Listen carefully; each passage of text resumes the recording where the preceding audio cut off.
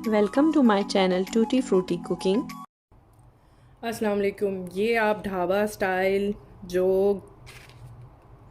प्याज के पकौड़े अनियन पकौड़ाज आप देख रहे हैं, इसकी रेसिपी मैं आपको देती हूँ कुछ ही देर में। इससे पहले चैनल अगर सब्सक्राइब नहीं किया तो प्लीज़ सब्सक्राइब कीजिएगा, वीडियो को थम्स अप दीजिएगा और फ्रेंड एंड फैमिली में आगे ज़रूर शेयर कीजिएगा। चलते हैं इसकी रेसिपी की तरफ। अस्सलाम वालेकुम। आज मैं आपके सामने प्याज की पकौड़े की रेसिपी लाई हूँ। यहाँ मैंने क्वांटिटी थोड़ी ली है। मैंने यहाँ पे 2 मीडियम साइज़ के प्याज लिए हैं, उनको फाइनली मैंने स्लाइस किया है। साथ मैंने जो आपको पकौड़ों का मिक्सचर जो कि आप रमज़ान में या वैसे भी घर पे बना के रख सकते हैं, आराम से 1 से 1.5 महीना 2 महीना फ्रिज में रखें। ये जितना मुझे रिक्वायर होगा मैं डालूँगी और थोड़ा सा हम इसमें पानी ऐड करेंगे। ये तकरीबन मैं 1 और तकरीबन 2 टेबलस्पून भर के मैंने इसमें ऐड किया है। प्याज था, साथ हरा धनिया और हरी मिर्चें, ये 3 इंग्रेडिएंट प्याज के पकौड़ों में इस्तेमाल होती हैं। इसको अच्छे से हम मिक्स कर लेंगे।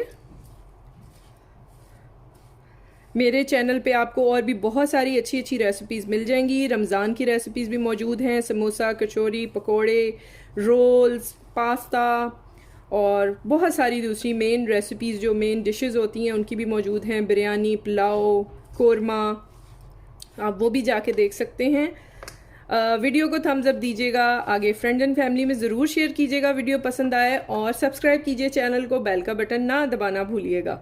अच्छा, यहाँ पे मैं थोड़ा सा पानी ऐड कर रही हूँ, अबाउट 2 टेबलस्पून, और अगर मुझे रिक्वायर होगा तो मैं और ऐड कर लूँगी।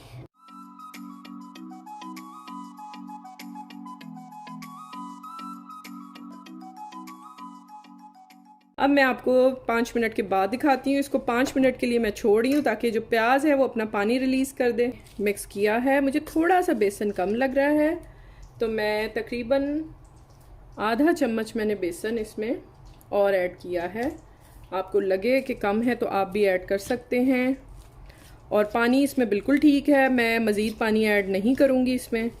इसको अब मैंने अच्छे से मिक्स कर लिया है। अब इसकी कुकिंग की तरफ चलते हैं। हीट कर लिया है मैंने ऑयल। मैं आपको बता दूं कि ये कोकोनट ऑयल है। कोकोनट ऑयल को आप 100 टाइम भी रीयूज़ कर सकते हैं। अच्छा, यहाँ पे मैं ऐड करती जाऊंगी पकोड़े। बिस्मिल्लाह। ठीक है, मीडियम लो फ्लेम पे आपने बनाना है, बहुत तेज़ भी ना हो और बहुत हल्की भी ना हो। ठीक है, इस तरह एक एक करके डालेंगे। देख लें, ये कोकोनट ऑयल की पहचान होती है कि जब आप उसमें कोई भी चीज़ फ्राइंग के लिए डालते हैं तो उसकी झाग आती है एकदम से।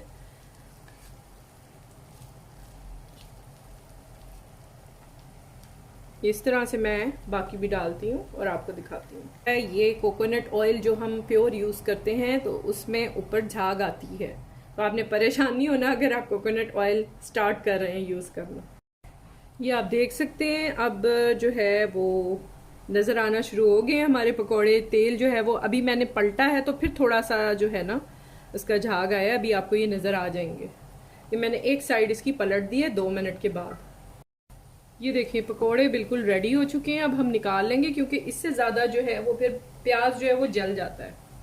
प्याज के पकोड़े बन के तैयार हो चुके हैं, बहुत मज़ेदार, माशाल्लाह खुशबू भी बहुत अच्छी आ रही है और फ्लेवर तो ऑब्वियसली है ही मज़े का।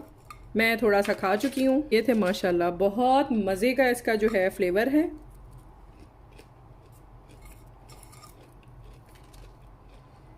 इसको मस्ट ट्राई कीजिएगा।